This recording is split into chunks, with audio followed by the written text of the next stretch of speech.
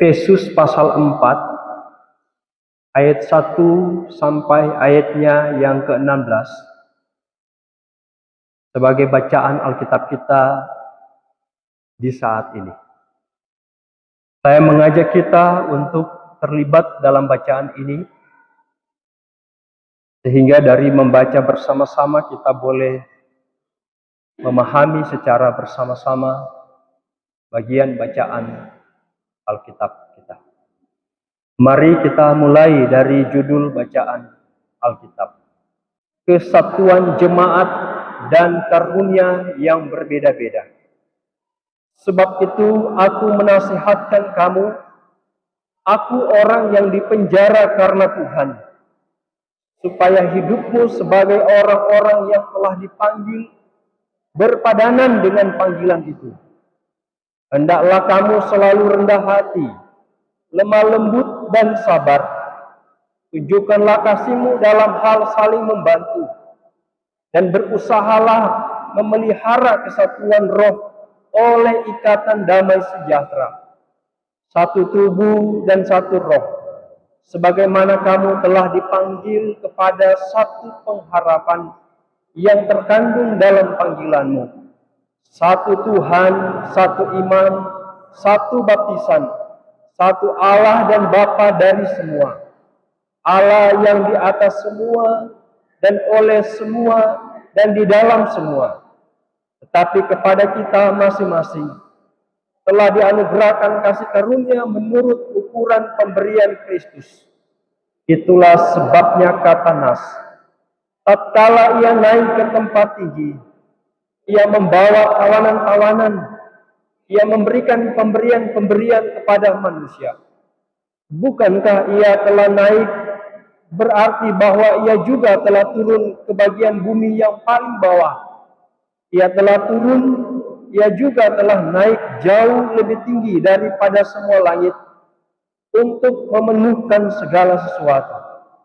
Dan ialah yang memberikan baik rasul-rasul maupun nabi-nabi, baik pemberita-pemberita Injil maupun gembala-gembala dan pengajar-pengajar, untuk memperlengkapi orang-orang kudus bagi pekerjaan pelayanan, bagi pembangunan tubuh Kristus, sampai kita semua telah mencapai kesatuan iman dan pengetahuan yang benar tentang anak Allah, kedewasaan penuh dan tingkat pertumbuhan yang sesuai dengan kepenuhan Kristus, sehingga kita bukan lagi anak-anak yang diombang-ambingkan oleh rupa-rupa angin pengajaran, oleh permainan palsu manusia dalam kelicikan mereka yang menyesatkan, tetapi dengan teguh berpegang kepada kebenaran di dalam kasih kita bertumbuh di dalam segala hal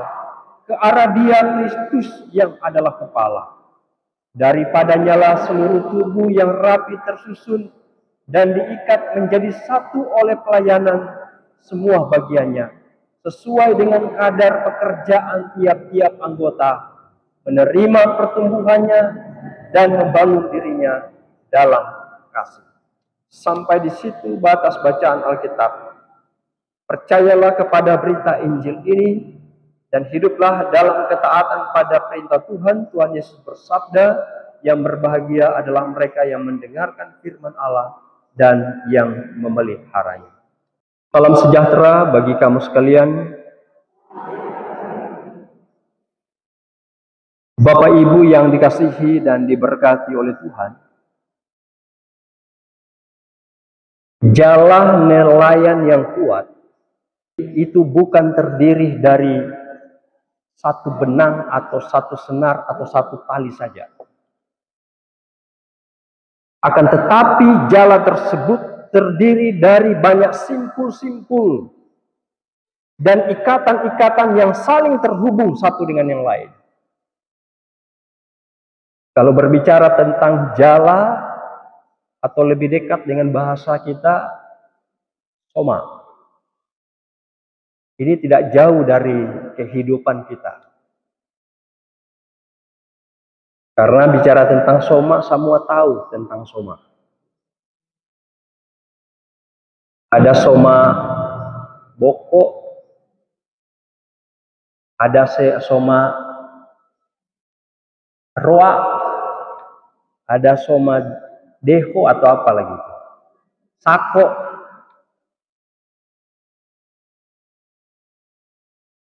Macam-macam DP soma. Belajar dari konteks ini, konteks nelayan, jala atau soma, jalan nelayan yang kuat itu bukan terdiri dari satu benang saja, atau satu tali, atau satu senar saja, bukan. Tetapi dia terdiri dari banyak simpul, banyak ikatan yang saling terhubung satu dengan yang lain. Saling berkaitan satu dengan yang lain. Kalau satu simpul retak, maka jala itu pasti rusak. Tetapi kalau semua simpul itu bekerja bersama-sama, jala itu bisa menampung banyak ikan. Bisa menampung banyak berkat. Nah, Bapak Ibu Saudara-saudara, demikianlah juga gereja. Tubuh Kristus bukan dibentuk hanya oleh satu orang saja, tetapi oleh banyak anggota yang berbeda-beda karunia, yang masing-masing memiliki peran yang berbeda-beda. Nah, Bapak Ibu Saudara-saudara, kita tidak dipanggil untuk menjadi seragam. Tubuh Kristus itu tidak dipanggil untuk menjadi seragam, tetapi dipanggil untuk bersatu dan bertumbuh bersama di dalam kasih dan di dalam pelayanan. Inilah yang menjadi latar belakang Paulus. Tubuh Kristus yang satu itu menjadi latar belakang Paulus saat surat Efesus pasal 4 ayat 1 sampai ayat yang ke-16 ini ditulis oleh Paulus dari dalam penjara. Tulisan Efesus pasal 4 ayat 1 sampai ayat 16 merupakan tulisan dari dalam penjara yang ditujukan oleh Paulus kepada jemaat di Efesus yang sangat plural dari segi etnik, plural dari segi sosial, jamak, berbeda-beda. Plural itu jamak, berbeda-beda. Tulisan Paulus ditujukan kepada jemaat di Efesus yang punya latar belakang plural dari segi etnisnya, plural dari segi sosialnya, di mana di Efesus itu terdapat orang-orang Yahudi dan juga di sana diam orang-orang bukan Yahudi. Orang-orang Yahudi merasa diri superior secara rohani, sementara orang-orang bukan Yahudi dianggap berlatar belakang dari latar belakang kafir dan penyembah berhala dari bangsa-bangsa lain yang dianggap sebagai latar belakang kafir. Latar belakang Yahudi ini dalam latar belakang plural menjadi tema bagi Paulus untuk membahas tentang kesatuan di dalam sebuah tubuh Kristus. Kesatuan dalam sebuah tubuh Kristus. Bagaimana Paulus berbicara dalam konteks Efesus tentang satu sebagai tubuh Kristus dari latar belakang yang berbeda-beda. Nah, Bapak Ibu Saudara-saudara, Paulus tahu bahwa perbedaan-perbedaan atau pluralitas itu atau keragaman itu dalam kehidupan bergereja itu berpotensi menimbulkan perpecahan. Benar atau tidak? Perbedaan-perbedaan dalam gereja berpotensi menimbulkan perpecahan. Paulus sadar betul bahwa pluralitas atau perbedaan atau keragaman di dalam kehidupan jemaat Efesus itu, di mana ada orang Yahudi, ada orang-orang non-Yahudi di sana, keberagaman itu, Paulus sadar betul bahwa keberagaman itu berpotensi untuk menimbulkan perpecahan apabila tidak ditopang oleh kasih dan kesetiaan. Oleh sebab itu, Bapak Ibu Saudara-saudara, Paulus sangat menekankan pada ayat yang pertama. Saya bacakan sekali lagi. Sebab itu aku menasihatkan kamu, aku orang yang dipenjara karena Tuhan, supaya hidupmu sebagai orang-orang yang telah dipanggil berpadanan dengan panggilan itu. Hidupmu sebagai orang-orang yang dipanggil berpadanan dengan panggilan itu. Berpadanan dengan panggilan itu, bahasa Yunaninya adalah axios. Artinya selaras, sesuai, atau layak. Hidupmu selaras dengan panggilan itu. Agar supaya hidupmu sesuai dengan panggilan Tuhan. Agar hidupmu seimbang dengan panggilan Tuhan. Nah, Bapak Ibu Saudara-saudara, jemaat Yahudi dan jemaat non-Yahudi dalam konteks tulisan Paulus itu diajak untuk saling merendahkan dan diajak untuk mempraktekkan segala panggilan itu. Coba kita baca ayat yang kedua. Ayat yang pertama Paulus menasihatkan, ayat yang kedua kita mulai. Hendaklah kamu selalu rendah hati, lemah lembut dan sabar. Tunjukkanlah kasihmu dalam hal saling membantu. Jemaat Yahudi dan jemaat non-Yahudi yang berbeda itu diajak oleh Paulus untuk berpadanan dengan panggilan Kristus. Supaya sesuai dengan panggilan Kristus. Sesuainya seperti apa? Hendaklah kamu selalu rendah hati, lemah lembut, sabar. Tunjukkanlah kasihmu dalam hal saling membantu. Paulus mulai mengajak kepada jemaat Efesus untuk hidup sesuai dengan panggilan Kristus.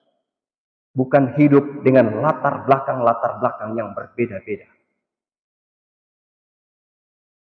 Pada ayat 3 sampai ayat yang ke-6 tergambar bahwa Paulus menyebut 7 kesatuan rohani yang menunjukkan fondasi gereja yang tidak berdasar pada etnis. Tidak berdasar pada etnis latar belakang yang berbeda tadi. Tetapi berdasar dalam karya Allah Tritunggal itu sendiri. Betul bahwa jemaat Efesus ada yang dari Yahudi, ada yang dari non-Yahudi. Betul, berbeda-beda, plural mereka. Karena itu mereka terajak untuk ada di dalam meletakkan fondasi gereja itu bukan pada etnis itu, bukan. Tetapi fondasi gereja diletakkan pada karya Allah yang Tritunggal. Sehingga Paulus menekankan 7 kata satu pada sebagai fondasi teologis kesatuan orang-orang percaya. Satu apa? Satu tubuh. Satu apa? Satu roh. Satu apa? Satu Tuhan. Satu iman. Satu baptisan. Satu Allah. Di sini mulai tergambar bahwa Paulus meletakkan dasar gereja itu di dalam dasar Allah Tritunggal. Dasar bergereja bukan didasarkan pada etnik. Kamu orang Yahudi, kamu orang non-Yahudi. Bukan di situ dia punya dasar. Tetapi dasar gereja, dasar tubuh Kristus itu adalah dasar Allah Tritunggal. Yaitu satu tubuh, satu roh, satu Tuhan, satu iman, satu baptisan yang melakukan apa? Kerendahan hati, yang tadi apa? Lemah lembut, sabar. Ada panggilan Paulus yang menjadi standar sesuai dengan panggilan itu.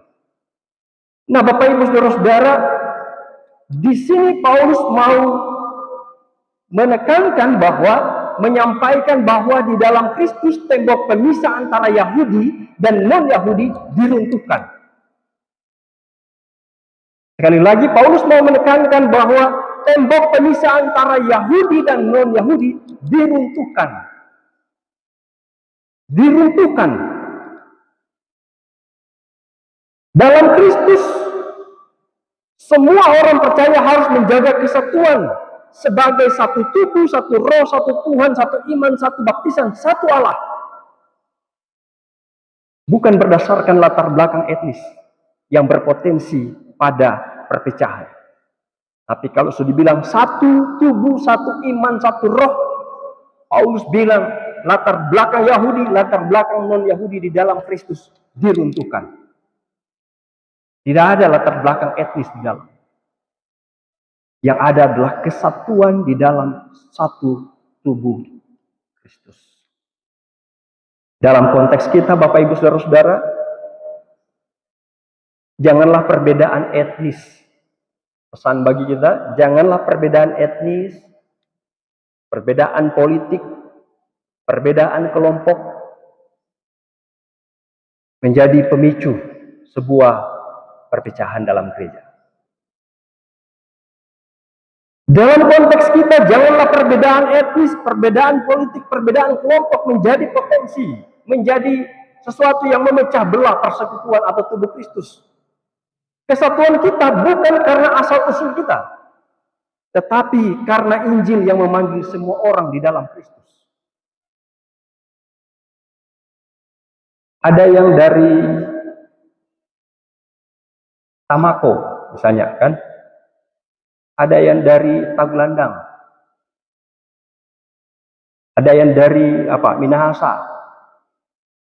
Ketika hidup dalam persekutuan Kristus,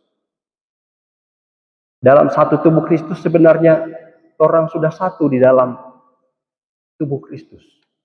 Bukan latar belakang etnik yang dibawa, bukan latar belakang dorang kuah orang Manganitu, dorang kuah orang Siau, dorang kuah orang ini, latar belakang etnik dibawa-bawa. Atau latar belakang politik, orang kuah warna hitam, orang kuah warna abu-abu, dibawa-bawa dalam gereja. Atau latar belakang kelompok, orang kelompok yang lebih ini, lebih begitu, lebih begini, lebih begitu. Saudara-saudara, kesatuan kita bukan karena asal-usul, tetapi kesatuan kita karena Injil yang memanggil semua orang di dalam Kristus. Perhatikan judul bacaan Alkitab kita. Judul bacaan adalah Kesatuan Jemaat dan Karunia yang Berbeda-beda. Satu di dalam mana? Satu di dalam arti yang bagaimana? Satu dalam arti sebagai tubuh Kristus. Pada ayat yang ke-7 sampai ayat yang ke-10. Paulus menekankan bahwa Kristus memberikan karunia yang berbeda-beda kepada setiap anggota tubuhnya. Saya baca bagi kita semua. Tetapi kepada kita masing-masing telah dianugerahkan kasih karunia menurut ukuran pemberian Kristus. Sebab itulah sebabnya kata Nas, tatkala ia naik ke tempat tinggi, ia membawa tawanan-tawanan dan memberikan pemberian-pemberian kepada manusia. Bukankah ia telah naik berarti juga ia telah turun ke bagian bumi yang paling bawah? Ia yang telah turun, ia juga yang telah naik jauh lebih tinggi daripada semua langit untuk memenuhkan segala sesuatu. Pada ayat 7 sampai ayat yang ke-10 di sini, Bapak Ibu Saudara-saudara, Paulus menekankan bahwa Kristus memberikan karunia yang berbeda-beda kepada setiap anggota tubuhnya. Tadi dia sudah menasehatkan, sekarang pada ayat 7 sampai ayat yang ke-10, Paulus mengajak bahwa Kristus menekankan Kristus memberikan karunia yang berbeda-beda kepada setiap anggotanya. Di dalam tubuh Kristus tidak ada yang tidak penting, itu artinya. Tidak ada yang tidak penting. Kira-kira dalam bergereja, pendeta penting atau tidak? Penting. Penatua penting. Diaken, pastor, tukang angka bulu, baking stelen, tukang bawa makanan, tukang apa lagi? Anak-anak sekolah minggu yang kecil-kecil itu penting. Yang dorong jaga menyanyi, siapa bilang lansia Sunyanda Guna? Penting? Penting ya? Di dalam gereja, dalam tubuh Kristus tidak ada yang tidak penting. Itu yang Paulus maksudkan. Tidak ada yang tidak penting. Pendeta penting, penatua penting, diaken penting, penyambut tamu penting. Orang yang cari bambu untuk buat stelen penting, anak-anak penting, tukang pasang bendera umbul-umbul penting atau tidak?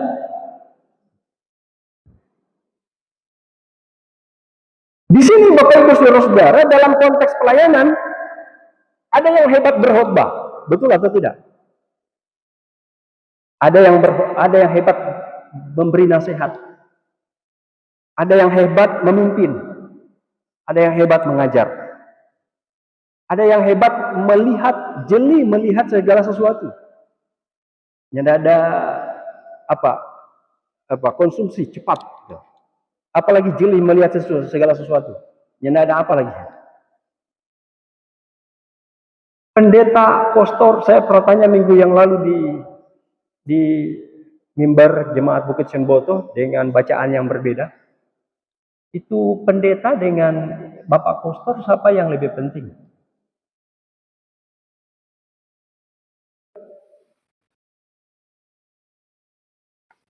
Sama.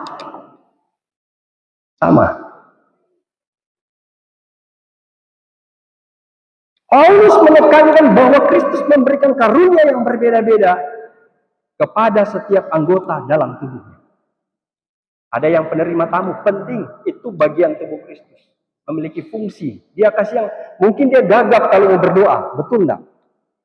Jadi DP fungsi, mari kita mau terima tamu. Kita lebih percaya diri di sana.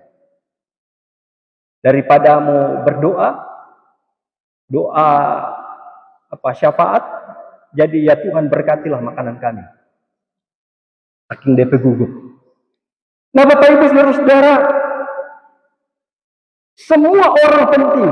Semua tidak ada dalam tubuh Kristus itu tidak ada yang tidak penting. Semua penting. Karena semua ada di dalam tubuh Kristus. Kristus turun menunjukkan pelayanan yang menjangkau paling rendah. Sudah ada pada tataran yang paling tinggi, tapi dia turun kepada bagian yang paling bawah. Bisa ditafsirkan dia turun ke dalam dunia kematian sekalipun. Itu artinya dia menjangkau bagian-bagian yang paling bawah. Dalam pelayanan, semua bagian-bagian yang paling bawah yang dianggap tidak penting tadi, itu dalam tubuh Kristus. Harus diruntuhkan konsep itu. Dalam tubuh Kristus tidak ada yang tidak penting. Semua penting.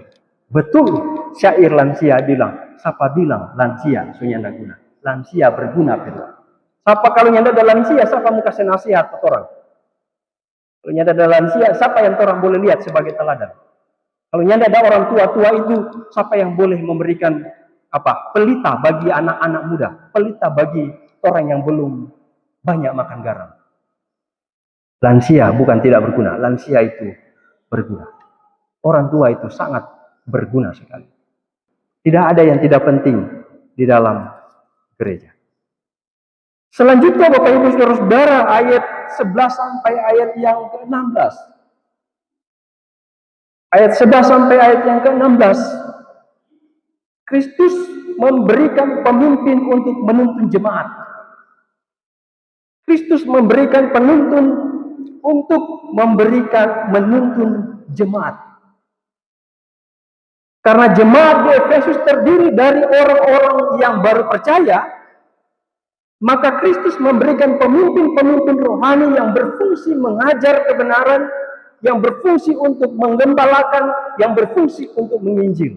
Ayat 11 sampai ayat yang 16 tercatat begini. Dan ialah yang memberikan baik rasul-rasul maupun nabi-nabi, baik pemberita-pemberita Injil maupun gembala-gembala dan pengajar-pengajar untuk memperlengkapi orang-orang kudus bagi pekerjaan pelayanan, bagi pembangunan tubuh Kristus. Lalu dia bilang begini, sampai kita semua telah mencapai kesatuan iman dan pengetahuan yang benar dan tentang anak Allah, kedewasaan penuh dan tingkat pertumbuhan yang sesuai dengan kepenuhan Kristus, sehingga kita bukan lagi anak-anak yang diombang-ambingkan oleh rupa-rupa angin pengajaran, oleh permainan palsu manusia dalam kelicikan mereka yang menyesatkan. Ayat 11 sampai ayat yang ke-16, Kristus memberikan pemimpin untuk menuntun jemaat. Karena apa? Karena jemaat di Efesus adalah jemaat yang baru percaya. Mereka bukan lagi orang Yahudi, bukan lagi orang non-Yahudi, tetapi mereka satu dalam tubuh Kristus. Diperlengkapi dalam fungsi mereka masing-masing. Mereka diperlengkapi dengan fungsi masing-masing dan melalui pemimpin-pemimpin melalui pemimpin-pemimpin ditugaskan untuk memimpin, mengajar, menginjil, mengembalakan orang-orang percaya di Efesus. Maka Bapak Ibu Saudara-saudara, Konteks Efesus ini adalah konteks di mana Paulus sadar betul di sana beredar filsafat-filsafat yang menyesatkan. Di sana beredar praktek-praktek sihir dan pengajaran-pengajaran palsu yang menyesatkan. Karena itu Paulus meminta kepada para pemimpin-pemimpin jemaat untuk mengajar, untuk menginjil, untuk mengembalakan. Mengajar supaya keluar dari kebiasaan-kebiasaan kafir dan magis. Sebab kota Efesus cukup berbahaya dari segi pengajaran. Menginjil, mengembalakan supaya Injil kerajaan Allah damai sejahtera itu tetap menjadi corak tubuh Kristus yang memberitakan kabar sukacita di tengah-tengah kehidupan orang-orang percaya di Efesus. Karena itu Bapak Ibu Saudara-saudara, dari pengajaran-pengajaran penginjilan-penginjilan, Paulus mau supaya pengajaran itu berfungsi untuk membawa orang ke dalam penjelasan yang sangat terang sekali. Bapak Ibu Saudara-saudara, pengajaran itu bagi saya itu sangat mendasar. Sehingga khotbah itu bukan dibuat asal-asal, karena itu bersifat pengajaran. Penginjilan itu tidak boleh dibuat asal-asal. Berkhotbah bukan sekedar melawak. Berkhotbah bukan sekedar membuat lelucon, bukan. Tapi di sana ada muatan panggilan Kristus kepada para pemimpin, ajar jemaat. Ajar jemaat. Berapologet, bertahan terhadap aturan, ajaran-ajaran yang menyesatkan, bertahan terhadap aturan-aturan itu. Bukan sekedar lelucon, bukan sekedar melawak supaya orang tertawa, bukan sekedar hiburan, bukan. Saya pernah mengingatkan teman-teman pelayan di tempat pelayanan sebelumnya. Khotbah itu kalau mau di backing DP presentasi sekitar 60 sampai 70% kajian di dalam bacaan. Apa yang bacaan mau bilang kepada orang? Apa yang Alkitab di dalam ini mau bilang kepada orang? DP sisa itu aplikasi, apa yang orang mau backing. Jangan tabu balik, jangan lucu 70%, DP bacaan yang tahu di mana. Karena berkhotbah itu ada muatan pengajaran, ada membawa orang pada sesuatu yang belum tahu menjadi tahu, membawa orang pada sesuatu yang gelap tanda kutip menjadi terang, itu berkhotbah, itu mengajar, menginjil. Paulus meminta kepada para pemimpin di Efesus, ajar, menginjil, dan gembalakan. Karena konteks Efesus adalah konteks yang sangat berbahaya. Dari filsafatnya, dari ajarannya, dari pandangan-pandangan kafirnya. Ajar, gembalakan, dan injilkan kepada mereka. Khotbah bukan sekedar melawak, bukan sekedar lelucon, tetapi khotbah itu membuka wawasan, membawa kecerahan, membawa pengertian, membawa pemahaman. Bukan sekedar hiburan, karena berkhotbah itu memiliki tanggung jawab serius untuk memperlengkapi jemaat menuju kepada kedewasaan rohani, menuntun mereka memahami kebenaran. Berat mubah khotbah, berat. Karena mubah khotbah itu orang mesti masuk ke dunia, misalnya hari ini Efesus, orang harus masuk dulu ke dunia Efesus sana. Apa yang terjadi di dunia sana, Efesus sana, baru apa yang Tuhan maksudkan dengan tulisan itu, baru orang keluar lagi untuk menyampaikan di dalam konteks sekarang. Itu berat, itu susah. Jika mimbar gereja hanya sekedar menjadi panggung lawak, maka gereja akan kehilangan wibawa. Gereja akan kehilangan wibawa pengajaran dan jatuh dalam kebingungan doktrin. Jatuh ke dalam kebingungan doktrinal. Coba saya mengajak kita untuk membandingkan dengan 1 Petrus pasal 4